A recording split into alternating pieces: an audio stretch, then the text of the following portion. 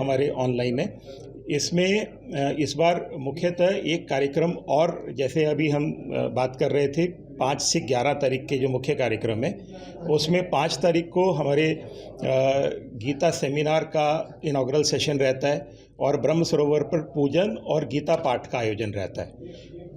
9 तारीख को देश भर के प्रमुख संतों के समक्ष एक संत सम्मेलन का आयोजन होगा और 10 तारीख को अखिल भारतीय देवस्थानम सम्मेलन, ये कार्यक्रम इस बार पूज्य स्वामी ज्ञानानंद जी महाराज के मार्गदर्शन में पहली बार हो रहा है। इसमें हम देश भर के प्रमुख तीर्थ के मुख्य पुजारियों को, चाहे वो ज्योतिर्लिंग हो, शक्तिपीठ हो, देवस्थानम, जितने भी हमारे हैं, उन सब को हम निमंत्रण कर रहे हैं और उसमें से जो आएंगे उनका एक दिन का कुरुक्षेत्र भ्रमण, कुरुक्षेत्र के तीर्थों का तीर्थाटन और एक दिन उनका पुरुषोत्तम बाग में सम्मेलन।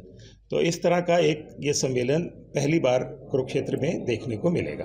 प्रधानमंत्री जी चूँकि अभी कुछ समय पहले ही कुरुक्षेत्र होके गए थे, तो उन्हीं के मार्गदर्शन में ये मेला अंतर्राष्ट्रीय स्तर पर पहुंचा है और ये इस बार 9वां अंतर्राष्ट्रीय गीता महोत्सव होने वाला है।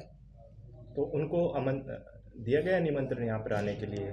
जी, 11 तारीख मार्गशीर्ष की शुक्ल एकादशी, जिस दिन गीता जी कही गई 5161 वर्ष हो जाएंगे, उस दिन हमारे 18,000 बच्चों के द्वारा थीम पार्क में एक साथ 11 बजे 1 मिनट 3 श्लोकों का पाठ किया जाएगा, जिसमें प्रथम श्लोक, मध्यम श्लोक और आखिरी श्लोक। उसके बाद 12 बजे 18 श्लोक, जो 18 अध्यायों से एक एक श्लोक लेके, जिसे अष्टाध्यायी गीता भी कहते हैं, उसका पूरा पाठ बच्चे करेंगे और उनके साथ बाकी डिस्ट्रिक्ट्स के स्टूडेंट्स, जो कि अपने अपने रिस्पेक्टिव ज़िलों में 1800 विद्यार्थी होंगे।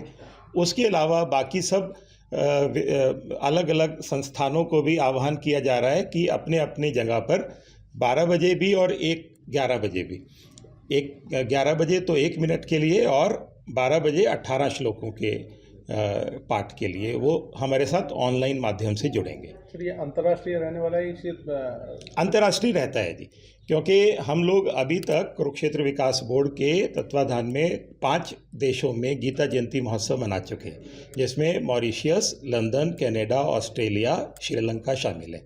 तो वहाँ पर ऑलरेडी समितियाँ गठित हो चुकी हैं और वहाँ पर हर वर्ष गीता महोत्सव मनाया जाता है। तो उन सब समितियों के माध्यम से उन देशों में और उसके अलावा भी जहाँ जहाँ गीता अनुरागी संस्थाएं हैं, उन सब के माध्यम से इस कार्यक्रम में उनको जुड़ने का निमंत्रण दिया जा चुका है। तो ये अभी तो हमारा भागीदार देश इस बार का तंजानिया है जी, और ज़्यादातर परंपरा यही है कि जो देश यहाँ पर, जैसे पिछली बार हमारा जो भागीदार देश था वो श्रीलंका था। श्रीलंका के कल्चर मिनिस्टर कुरुक्षेत्र में आए थे मुख्य कार्यक्रम में, और यहाँ के कार्यक्रमों को, गीता जयंती महोत्सव को देख के उनको भी प्रेरणा हुई और उन्होंने माननीय मुख्यमंत्री जी से चर्चा की और अपने देश में ये कार्यक्रम हो, ऐसा उन्होंने यहाँ पे इच्छा प्रकट की और वहाँ जाकर हमें निमंत्रण भेजा और फिर श्रीलंका में जाके मार्च 2024 में हम गीता महोत्सव करके आए।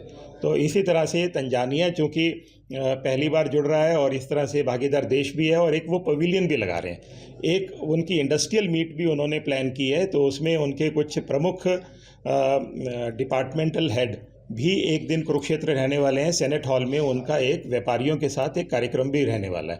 तो ऐसा कार्यक्रम जब होगा तो उसके बाद फिर डिसाइड करेंगे। देखिए, इस बार अंतर्राष्ट्रीय गीता महोत्सव 28 नवंबर से लेकर 15 दिसंबर तक मनाया जाएगा। जो मुख्यतः कार्यक्रम होंगे वो 5 तारीख से 11 तारीख के बीच में रहेंगे। मेन जो पंडाल स्टेज होता है उस पर 3 दिन के लिए नॉर्थ जोन कल्चरल सेंटर के द्वारा सांस्कृतिक कार्यक्रम किए जाते हैं, तथा 3 दिन हमारे जो हरियाणा का आर्ट एंड कल्चर विभाग है उसके द्वारा सांस्कृतिक कार्यक्रम किए जाते हैं। इसके अतिरिक्त जो क्राफ्ट्स मेला है वो 28 से शुरू हो जाता है और 15 तक रहेगा।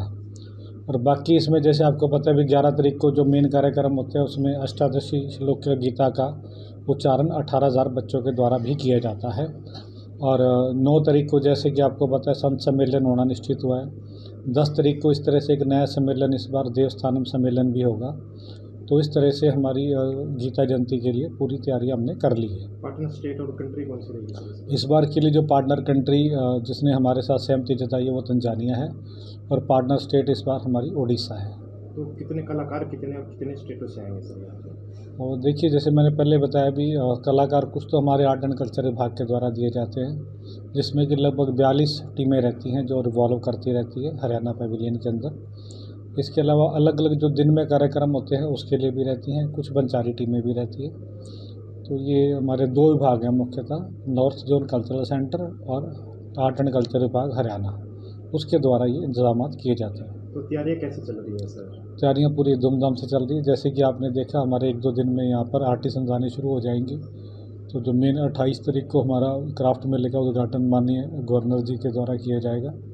उन्होंने अपनी सहमति प्रकट कर दी है। बड़ी जल्दी हम इसके बारे में आधिकारिक तौर पर सूचना भी आपको उपलब्ध करवा देंगे। तो प्रधानमंत्री को भी निमंत्रण दिया गया सर इस बार?